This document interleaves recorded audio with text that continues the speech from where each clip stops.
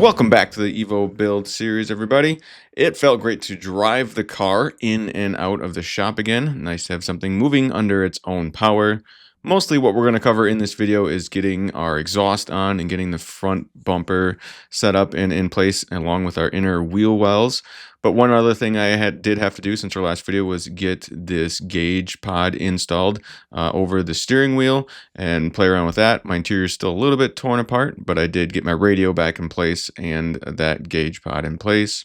Also to make some modifications under the hood to this hose that runs to our boost gauge. I had to tee into that gauge, or that hose I should say, which was already teed in to my other hose, but I needed to run a vacuum line to the fuel rail, because this car has the radium rail with the fuel pulse dampener on it, and I need to run a vacuum hose to that. So that's just one step in working with this fuel system. I still need to get a dual pump 255 setup is what I'm going to go with. I need to get that installed yet at some point, but currently just running on the single 255. So now we're going to get the Evo up in the air. Good to use a hoist again as well to be able to get underneath it. And one of the first things we're going to do once this is up in the air is actually check our rear differential fluid. I'm going to go ahead and remove the bolt back here that is on the cover. And this is pretty much a fill it up till it kind of starts spilling out situation. Going to run the OEM Mitsubishi LSD 90 SAE 90 fluid. And a key to making this job a lot easier is something called the fluid transfer pump, which you can see I have connected to this bottle here. This makes things a lot easier, so you can just put this hose in and then pump out the fluid through the hose. Another reason I like STM's website, they give you some extra details, like exactly how much fluid you should expect to put in. So they show you that the rear diff and the transfer case both hold about 0.7 quarts of this fluid. So as you can see, I pumped it in until it was starting to drip out, and then I put the plug back in place. And of course, we're going to tighten that up. I don't remember what size this is metrically, but I think like a 15/16 American wrench is what worked for me. And next, we're going to move on to getting our exhaust in place. And I'm unboxing my Busher 3-inch exhaust here that came with the 2 slip joint areas and then the one spot that bolts in place. So we're going to start from the front and work our way back from that downpipe. I did have a catalytic converter that I could put in here. So of course we're going to put that in place, bolt that up on both sides, then put this mid-pipe section in here and bolt that up and really just start piecing this whole thing all together. I feel like I have a love-hate relationship with the slip joints. I do like that it's kind of easier to install and easier to remove if needed, but I have had issues in the past with the slip joints honestly just coming free and my muffler falling off literally. So slip joints aren't always the most reliable. They do give you a nice option though of at least also being able to spin or rotate the pipe a little bit as needed. So that's kind of nice as well when it comes to installing these. But now we moved on to the rear section part of this exhaust. This does have a hanger that I'm going to show you that I needed to put in place. This hanger that bolts to our rear subframe has the 2 bolts that it bolts into, and then the one spot for your hanger to mount into as well. Now the Busher exhaust only uses one of the mounting points in the rear. There are 2 hangers kind of bolted to the rear chassis legs or welded onto the rear chassis legs that are typically used. However, for whatever reason, the one that I needed, again, like I said, the Busher exhaust gets rid of one, but the one that they got rid of, the hanger was still in place on my rear chassis leg, but on the rearmost part of the chassis leg, that hanger was missing for whatever reason on this car, totally missing. So I needed to improvise and put something else in place. I'm not a huge fan of doing exhaust work. It's kind of a pain in the butt. Nothing ever seems to fully line up quite right. This whole system itself seemed to want to stick out a little bit further than it should have, and it also wanted to kind of pull over towards the inside of the car a bit more than it should have using that original hanger. But not blaming Busher here. It could have part to do with the cat/test pipe or whatever you use, farther up coming off your downpipe, or even what downpipe you use. A lot of this stuff can be different. That's why it could be a little bit longer potentially than it should be, which also could lead to it then wanting to stick off to one side a bit more as well. So here's where that rear hanger was missing. I'm showing you kind of what I could have did. I didn't actually end up using this setup, but this is kind of one of the things I kind of was testing as far as putting a hanger in place, welding it, could bolt it in place as well if needed. But once everything was kind of test fit, I started tightening up all the nuts and bolts for everything that bolted in place, and the slip joints as well. Tighten up the slip joints, trying to set the muffler kind of where we want it. Had my dad helping me out since he does exhaust a lot more than I do, and since he is able to weld and I don't really know how to weld very well. So again, tightening things up in place, we cut that one hanger that holds onto the rear subframe so we could shift everything over a little bit and line it up a bit more towards the middle of that exit of the rear bumper. Did a little bending of the hanger back there as well so we could get that situated the way we wanted it to. That's the thing with exhaust. You got to be willing. You got to have all the tools usually. If you want a good fitting exhaust, you usually need torch and a welder and all the tools to be able to kind of bend some metal and make it line up the way you want. So needless to say, I'm not really making a how-to on this one. Exhaust stuff, you kind of need all the right tools to make it work right. But here it is, once it was all said and done. It did end up sticking out a bit farther than I thought it was once I set it down on the ground, so maybe I should have took a second look back there, but we did get our new hanger in place in the back, and then here's how you can see the exhaust walking its way up to the front with those slip joints, and then coming up to our downpipe, of course, as well. Now I'm able to add the O2 sensor for my wideband gauge. So put my wideband O2 sensor, screwed that in place as well, of course, and then went ahead and connected it, plugged it in. Always good to have wideband. I recommend it no matter what. You got an EVO, you should have a wideband gauge. So let's take a listen and hear what it sounds like on first startup.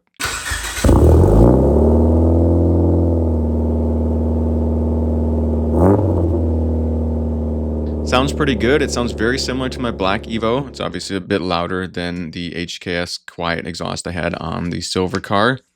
Might not sound exactly the same as my black car because the Busher exhaust on my black car, I think, was the discontinued line of the Busher Bullet exhaust, and I don't think they make the Bullet style anymore. And also that car, I think I also on the black car, I think I have the Busher downpipe, whereas this one is the STM downpipe. So those things can make a little bit of a difference, but I bet it's going to sound pretty similar to the black car now. So going around checking for leaks, there was, unfortunately, it did leak a little bit at that rear portion where that rear slip joint connects, just a tiny amount, so it's a little bit annoying. I went ahead and retightened it a little bit, tried to tighten it even more, but still leaks a little bit back there.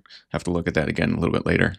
So let's move on to the front bumper. Gonna get this prepared, put some of the grill pieces back in place. This topmost grill piece is what I'm going to start with here. It does have 2 screw points where you can screw it in place behind the front bumper itself. So we're going to set that in place and get those screws screwed in. And then there's also the 4 mounting points on top, the 4 holes on top that it lines up to that you kind of put those plastic clips on in place. We're going to put those in place as well. But before I get to those top clips, this car also did just come with a brand new OEM like oil cooler duct. So I went ahead and put that in place, although all the mounting spots didn't quite line up as well. But, you know, just made it do with what I had. Got a couple spots screwed in place. Not sure how useful this even really is, honestly, in ducting air, but had it, figured I'd go ahead and put it in place. And then connecting these clips, as I mentioned earlier, just put these 4 clips in place to hold this top grill section a little bit better. Now, where the front bumper meets the fenders and screws in is a point that can be kind of messed up on a lot of Evos. I know they make different brackets you could buy, and you could buy quick releases and stuff like that. But I usually try to stick with the original mounting point. But for this one, sometimes people end up pulling these out on the fenders a bit, which makes it not flat. So I'm using a flatter vice grip here to just kind of flatten out the piece where this grommet, or whatever you want to call it, where this piece pushes in place that the nut or screw bolts into. Luckily, on the passenger side here, after straightening that one out, I was able to just stick this piece in, push it in, and it kind of held in place like it should. But that's not always the case for multiple reasons that these might not hold in place. And we're going to talk about that on the driver's side here. So as we move over to the driver's side, I'm showing you the OEM part number for this clip if you need it. Actually, I'm pretty sure this is the right one. These were actually, I think I bought these for the rear bumper, but it looked like they would work the same for the front. So I'm going to try to use them on the front here as well. But unfortunately, with this driver's side one, the hole was kind of almost stripped out too much, where when I put this in place, it just fell right out. The good news is, all you really need to do with these is get them to hold in place temporarily enough for you to get that screw started. And then that screw is going to make it expand and hold in place. So You could put a little Permatex on these. You could just put something in there that is soft enough that'll expand when you push it in there, and a little bit of paper, anything to kind of hold these in place while you get your bumper in, and that should work. While I set my bumper on, like I'm doing now, I usually start in the center and try to line it up right in the middle, get it kind of underneath the headlights a little bit, and then once it kind of holds in the center portion of the bumper, then usually you can get to the side pieces and tighten those up. I don't have the inner wheel wells in yet at this point, but I'll mention that, you do, if you're going to do like I'm doing and you're putting the wheel wells in, it didn't really pay to tighten up the bumper onto the fenders yet, because you want that wheel well portion to be in there as well, since there's a portion of the wheel well that bolts through that same bolt that holds the bumper to the fender. So of course, to make things a bit easier here, we're going to remove our wheels and then start putting some of the plastic trim in that holds our wheel well in. Each side of your car has this one kind of flatter portion, the one with the circle and the slot in it, so you can access your crankshaft. Of course, it goes on the passenger side here, so we're going to put that one in place. There's a bunch of different kind of clips for different areas where you're kind of clipping in these plastic pieces. The ones I think that seemed right here were the factory ones that had the Phillips screw head in them, seemed to be the right size. You could buy like a universal clip set where it comes with a bunch of different sizes, and that you could probably end up making that work, or of course look up OEM part numbers for these pieces. So now we'll get our wheel well in place. I will say I ended up doing this one a little bit wrong when it came to where it connects to the side skirt portion here.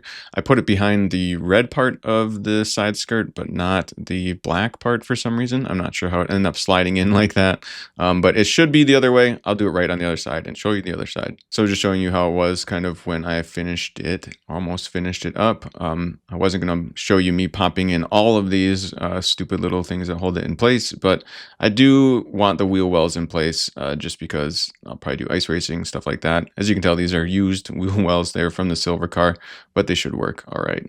So here's the piece on the driver's side now. This one that bolts in first. This is the first piece I'd put in place before you put your wheel wells in. And now this one I did the correct way, where I had it behind the black part of the side skirt and the painted part of the side skirt as well. Same thing on this side, bolting up to the fender was one of the first things I did, and then found a bunch of different clips. I had a bunch of miscellaneous ones, and I had bought myself a pack of just generic clips that I could use to try to hold this wheel well fender liner in place. And that's about it. That's where we're at. Lowered the car down, got to drive it out of the shop, take it for a little bit of a drive. I will say it definitely needs like a front end alignment. I need to double check the front end. It really wants to dart all over the road if you are accelerating. But the good news is it did seem to run well and even pull pretty hard with the tune that's on it. I do obviously need to get it retuned and get it rechecked out, but hopefully it should be safe to run the way it is. I still need to change my gauge to show me my boost to make sure I'm not over boosting by too much, and of course watch my air to fuel ratio as well, make sure everything is good to go. But always fun and exciting to take it down the road and of course hear how that new exhaust sounds. And like I said earlier, next steps is really just finishing up that fuel system. So I need to not only install that a new dual pump setup,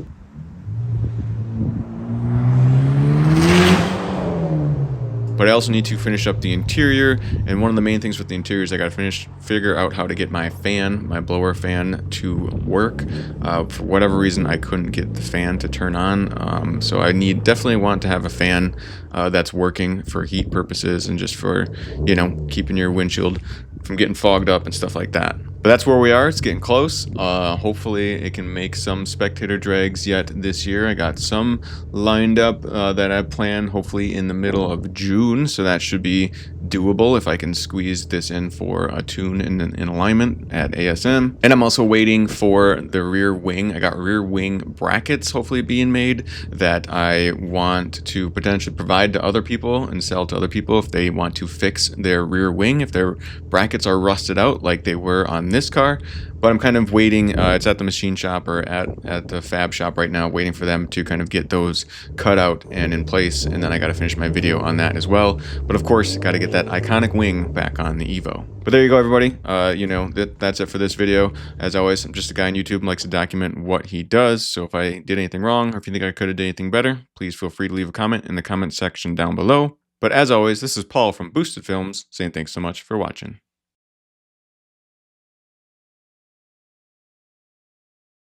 I just want to say that domestic violence is never okay. If you or someone you know is experiencing issues with a partner and doesn't feel safe, please visit the website thehotline.org or call 1-800-799-SAFE.